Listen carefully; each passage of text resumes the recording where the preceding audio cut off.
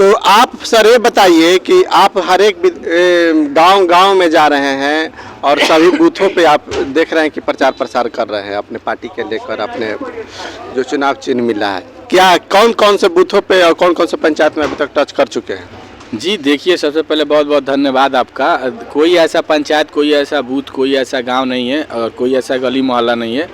हम लोग लगातार चुनाव से पहले भी सभी के दुख सुख में हम लोग लगातार कदम से कदम मिलाकर चलते हैं। तो ऐसा कोई बूथ और कोई ग्राम, कोई पंचायत नहीं है जहां हम लोग नहीं टच किए हैं। और रहा ये चुनावी माहौल है, तो चुनावी माहौल में भी हम लोग का जनसंपर्क लगातार महीनों दिन से चल रहा है और लगभग सारे जो प्रतिक्रिया है चुनाव का हम लोग पूरा अंतिम छोड़ में चल रहे हैं और लोगों से अंतिम तक हम लोग यही प्रयास कर रहे हैं कि ज़्यादा से ज़्यादा पतंग छाप पर वोट दे, ताकि यहाँ से चुनाव जीता जा सके। किसानों के हित में कितना आप दुखधारी कदमों में आप उठा पाइएगा किसानों के लिए?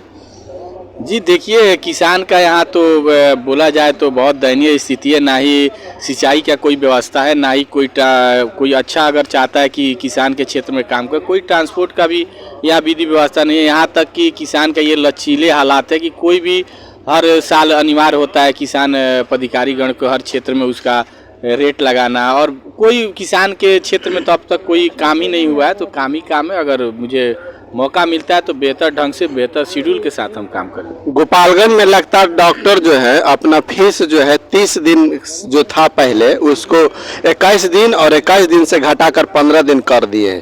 क्या आपके नज़र में क्या डॉक्टरों पर क्या जो फीस है जो बढ़ रहा है उसको घटाना चाहिए या सेम रखना चाहिए? जी देखिए, फैसिलिटी के हिसाब से सारे डॉक्टरों द्वारा अपना अपना फीस का आवंटित किया गया है, लेकिन ये डिसाइड करने जिला प्रशासन का ये रूल होता है और जो सिविल सर्जन होते हैं हमारा, उनका ये कार्य है कि हमारे क्षेत्र में क्या कितना अनिवार्य है और किस लेवल पर और किस बेस पे प्राइस होना चाहिए एक डॉक्टर का। इस पे तो जिला प्रशासन, जिला अधिकारी और सिविल सर्जन का ये चीज़ है। इस पर हम कोई अपना ओपिनियन, हाँ बिल्कुल ये कहेंगे कि जो कुछ डॉक्टर द्वारा जो महंगी दवाइयाँ और जो गरीब तबके के लोगों को जो परेशानियाँ कठिनाइयाँ आती है, डॉक्टर को ये ख्याल रखना चाहिए किसी भी गरीब और किसी लाचार का पैसा के अभाव में इलाज से मौत ना हो।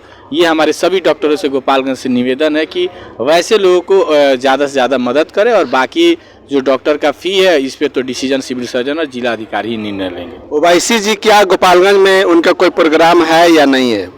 जी देखिए, वैसी साहब का प्रोग्राम होने के बाद ही जो ये चुनावी माहौल में गर्मी सा जो एहसास आप फील कर रहे हैं, उनका आने का कदम रखने का ही ये नतीजा है कि आप देख रहे हैं जो क्षेत्र में लोगों का अंदर उत्साह है, जो जोश है, जो खुशी है MIM के तरफ, वो उनके आने के बाद ही ये प्रतीक हो पाया है। आप लगातार देख रहे हैं कि एक तरफ तेजस्वी जी कह रहे हैं 3 करोड़ लोगों को रोजगार देंगे, नीतीश जी कह रहे हैं 1 करोड़ लोगों को रोजगार देंगे, और जन स्वराज एक पार्टी वो कह रही है कि जिन लोगों का नौकरी छीन लिया गया है उन्हीं को हम नौकरी वापस करा देंगे। आपकी पार्टी और आपकी तरफ से क्या व्यवस्था है नौकरियों को लेकर? जी देखिए, ये कोई भी पार्टी अगर आती है उस लेवल पे नौकरी लेना और देना किसी आम प्रतिनिधि के बस की बात नहीं है। हाँ बिल्कुल ये हो सकता है कि नीडल बेस पे जो धरातल पे है उस पर कुछ कार्य किया जा सकता है। जो छोटे मोटे जो कंपनियां का मेगा कैंप लगवा कर अन्य जगहों के लिए, अन्य राज्यों के लिए, अन्य अपने बिहार के लिए जो युग लगे हुए वहाँ उसको नौकरी लगाया जा सकता है। बाकी नौकरी सरकार में जिनका जिनका आप नाम लिए हैं, जो एक अपने आप को शक्तिशाली और क्रांतिकार मानते हैं, वो अन्य आप बताइए, वो उस व्यक्ति ने, हमको लगता है शायद ही कोई राज होगा वहाँ पर उन्होंने कार्य नहीं किया हो किसी के लिए।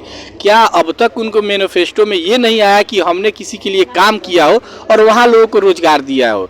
जब आप जिसको सरकार बनाने और गिराने के सक्षम होने के बावजूद भी अगर आपने एक किसी व्यक्ति का अगर नौकरी नहीं लगाए, और वहाँ पे अगर महागठबंधन अगर बिहार में आई थी, नाम देना उन्हीं का काम था और सरकार में लाना भी उनका बहुत काफ़ी योगदान था, तो उन्होंने अब तक तो एक नौकरियां नहीं दिलाई, तो अभी क्या उम्मीद रख सकते हैं? जिस वक्त आपकी सत्ता थी, आपके बोलबाले थे, जब आपकी रौब था किसी पार्टी के ऊपर, उस समय नहीं करा पाते तो कहीं ना कहीं आप विफल रहिएगा। आप पे भरोसा करके गोपालगंज की जनता अगर आपको वोट देती है, आप देखें इसके पहले निर्वाचन विभाग करोड़ों अरबों रुपया खर्च करके चुनाव कराती है, और जैसे ही पटना में लोग बड़े बड़े नेता हैं जो पलटी मार देते हैं, उस पर आपकी क्या प्रतिक्रिया है? जी देखिए, पलटी मारना और जाना हर एक राजनीतिक कार के अंदर और हर एक राजनीतिक करने वाले लोगों के अंदर एक इच्छा होती है, लेकिन हमको नहीं लगता है जो अपने सिद्धांत से समझौता कर ले वो राजनीति करता है। हो सकता है वो अपना व्यवसाय करता है, तो हम लोग राजनीतिक और अपने सिद्धांत पे राजनीति करते हैं। तो हम लोग का जहाँ है वहाँ अटिल है, और जब तक हम लोग की प्रदेश नेतृत्व और हम लोग का जो इखलाक मोहब्बत बरकरार है, इंशाल्लाह आजीवन हम लोग रहेंगे। तो अभी आप देख रहे थे बिहार प्राइम टाइम्स, और कमेंट बॉक्स में छोड़ जाएं। अभी हम गोपालगंज में मौजूद हैं, जय बिहार। तो अभी आप देख रहे थे, और एक सर हैं, क्या सर आप देख रहे हैं गोपालगंज में लगातार जो है नौकरियां छीनी जा रही है। शिक्षा विभाग में गेस्ट टीचर का नौकरी छीना गया है, आप जानते हैं। स्वास्थ्य विभाग में हेल्थ प्रमोटर का छीना गया, आप जानते हैं कि पशुपालन विभाग में पशु वैक्सीनेटर का छीना गया है, जो गाय भैंस का यह टैगिंग करते थे। आप जानते हैं ग्रामीण विकास विभाग में अमीन का नौकरी छीना गया है, ग्रामीण चिकित्सक का छीना गया है। क्या आपको लगता है ये लोग जुमलेबाजी करेंगे कि सिर्फ नौकरियां के बौछार बताकर लोगों से वोट लेंगे? बहुत सही आपने कहा। पहले तो मैं अपना परिचय करा दूं। मैं तालिब सिद्दीकी फर्रुखाबाद उत्तर प्रदेश से आया हुआ हूँ, कन्नौज फर्रुखाबाद, और भोजपुर विधानसभा का प्रत्याशी रहा हूँ, प्रदेश महासचिव भी हूँ। और यहाँ बिहार के तरफ जो हमारे कूच किए हैं, हमारी ये है कि एक मोहब्बत है लोगों की जो यहाँ खींच लाई है, और ये ओवैसी साहब की मोहब्बत है जो यहाँ खींच लाई है। हालात देश के देखते हुए, और जो आपने कहा नौकरियाँ छीनी जा रही हैं, और शिक्षा विभाग में गेस्ट टीचर का नौकरी छीन लिया गया है। एक तरफ नीतीश जी, लालू जी, मोदी जी सब लोग बता रहे हैं कि हम 7 लाख लोगों को नौकरी दिए हैं, और ओवैसी साहब से, और आप प्रदेश में आप घूमते भी हैं, जानते भी होंगे, सारा लोग पटना में जब ये लोग जब अपना मांग मांगने जब जाते हैं पटना में, तो लोग से लाठी से कुटाई पिटाई धुनाई की जाती है। आप लोग जानते हैं सोशल मीडिया के माध्यम से। तो नौकरी पर क्या आप लोग की प्रतिक्रिया है? देखिए, नौकरी का मामला ये है कि लोग क्या है, यहाँ पे होड़ लगी है झूठ बोलने की। कौन कितना बड़ा झूठा है, कौन कितनी भारी झूठ बोल लेता है। तो एक कहावत ये है कि मेरे सदर ने भी वो कहावत बयान की है कि एक ने कहा कि भाई मेरे बाप के पास इतना बड़ा बाम्बू था कि वो चांद सितारे को इधर से चांद उठाते थे, उधर करते थे, उधर से चांद उठाते थे, इधर करते थे। तो दूसरे ने कहा कि वो तो मेरे, और वो लाठी कहाँ खड़ी होती, तो मेरे बाप के खेत में ही तो खड़ी होती थी। तो ये माहौल चल रहा है यहाँ पे। एक झूठ बोल रहा था, वो सोच रहा है कि हम इससे बड़े झूठ बोले, लोगों को गुमराह करें। पब्लिक गुमराह नहीं होने वाली है, पब्लिक जान चुकी है कि यहाँ झूठों का कंपटीशन है। इस बीच में एक उभरता हुआ चेहरा, पूरे हिंदुस्तान में जब उभरता हुआ चेहरा अगर कोई नुमाया हो रहा है तो असदुद्दीन ओवैसी साहब का है, जिसको पूरा हिंदुस्तान अल्हम्दुलिल्लाह, चाहे वो किसी मजहब का हो, हर कौम के लोग उन्हें पसंद कर रहे हैं। तो अभी आप देख रहे थे गोपालगंज में, और आप बताइए सर कि जिन लोगों का उम्र समाप्त हो चुका है, जो वो नहीं पढ़ सकते हैं, नहीं वो कमा सकते हैं, ना कहीं मेहनत कर सकते हैं, मतलब जिनका उम्र 60 से ज़्यादा हो चुका है,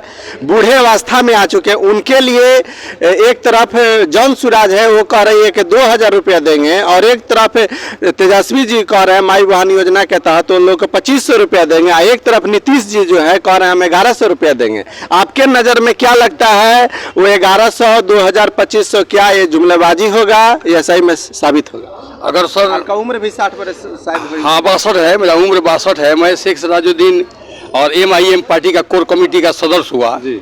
और ये सब जुमला फेंका जा रहा है। इससे पहले भी बोला गया था कि हर के खाते में 15 लाख आएगा, किसी के खाते में आज तक आया, उसमें हम भी खाता खुलवाए थे सर, आज तक किसी के खाते में नहीं आया। लेकिन हम लोग का अगर ओवैसी साहब का हाथ मजबूत होगा, हम लोग का अन्ना सलाम बाबू अगर जीतेंगे, तो अपना जो भी होगा वहाँ से वो लोग फैसला करेंगे, और फेक नहीं होगा, फेक न्यूज नहीं होगा, जो भी होगा धरातल पर हकीकत होगा। तो अभी आप देख रहे थे बिहार प्राइम टाइम्स, और आप कमेंट बॉक्स में छोड़ जाएं कि पलायन की तरफ लोग कमेंट करेंगे या रोजगार की तरफ कमेंट करेंगे या अपना रोजी रोटी की बात करेंगे। बिहार प्राइम टाइम्स देख रहे हैं, कैमरामैन के साथ कुमार संजीव, गोपालगंज।